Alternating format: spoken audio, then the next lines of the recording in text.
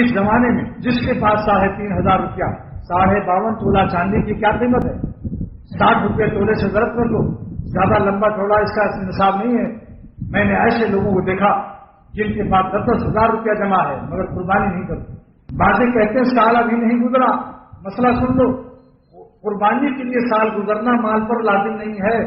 اگر آج کسی کو پیسہ آ گیا 3,500 یعنی 52.5 تولہ چاندی کی قیمت لگا لینا، ہمارا 3,500 معتبر نہیں، 52.5 تولہ چاندی کی قیمت مارکیٹ سے معلوم کر لو۔